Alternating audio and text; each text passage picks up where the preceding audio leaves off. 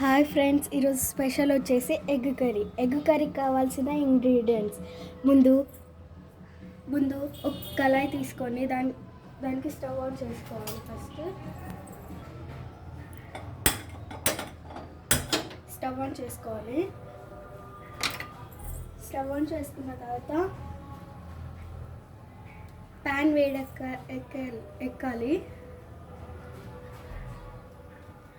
ఇప్పుడు ఆయిల్ పోసుకోవాలి. కొంచెం ఆయిల్ వేడెక్కాక 1 టీ స్పూన్ జీలకర్ర,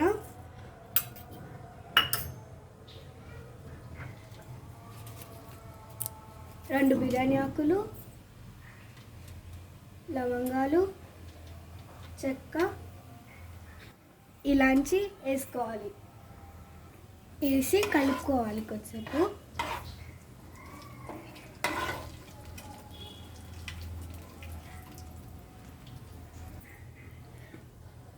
ఇవి ఫ్రై అయినాక కొన్ని ఆనియన్స్, 1 కప్ ఆనియన్స్ వేసుకోవాలి.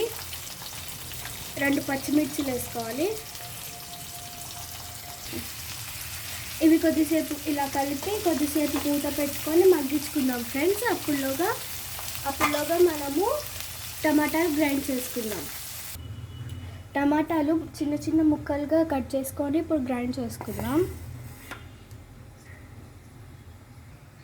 ఈ విధంగా టమాటాలు మిక్సీ గిన్నెలో వేసుకోవాలి. ఇప్పుడు ఒక పచ్చిమిర్చి ఇలా తుంచి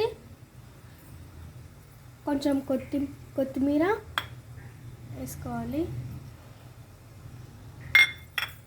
అలాగే పుదీనా కూడా వేసుకోవాలి. ఇప్పుడు తగినంత సాల్ట్ వేసుకోవాలి. ఇప్పుడు సాల్ట్ వేసుకొని ఇలా కలుపుకోవాలి. ఇలా మగ్గిన తర్వాత ఇంతకు ముందు పేస్ట్లా పట్టుకున్న టమాటాలని ఇందులో వేసేసుకుందాం.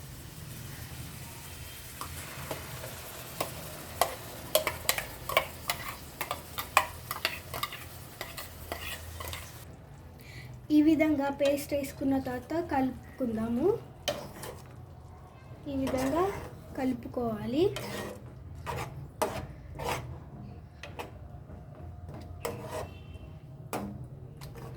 ఈ విధంగా కలుపుకొని మూత పెట్టేసుకుందాం ఫ్రెండ్స్. ఒక 2 మినిట్స్. ఈ విధంగా మగ్గిన తర్వాత 1 టీ స్పూన్ అల్లం వెల్లుల్లి పేస్ట్, 1 టీ స్పూన్ పసుపు, 2 స్పూన్ల కారం,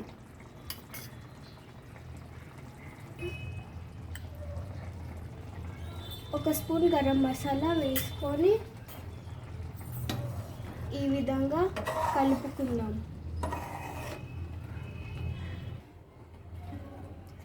ఈ విధంగా మంచిగా కలుపుకొని 2 నిమిషాలు మగ్గించుకుందాం ఫ్రెండ్స్. ఇప్పుడు మనము కొన్ని ఎండు కొబ్బరి, పెరుగు, కొన్ని జీడిపప్పులు తీసుకొని మెత్తని పేస్ట్లా గ్రైండ్ చేసుకుంటే మనకి మంచి టేస్ట్ వస్తుంది ఫ్రెండ్స్ కర్రీలో. అలాగే రెస్టారెంట్ స్టైల్లో టేస్ట్ వస్తుంది ఫ్రెండ్స్. ఈ విధంగా మగ్గిన తర్వాత మనము మెత్తగా పేస్ట్ లాగా చేసుకున్న ఈ పేస్ట్ ఉంది కదా ఫ్రెండ్స్, దీన్ని ఇప్పుడు ఇందులో వేసుకుందాం.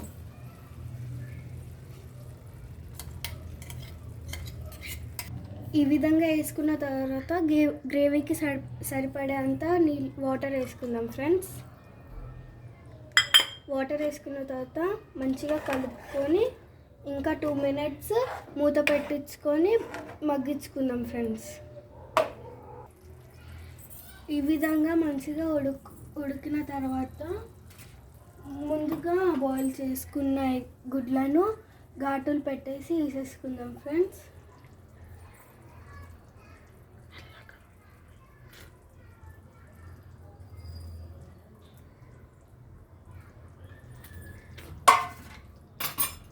ఈ విధంగా వేసేసుకొని మంచిగా కలుపుకుందాం ఫ్రెండ్స్.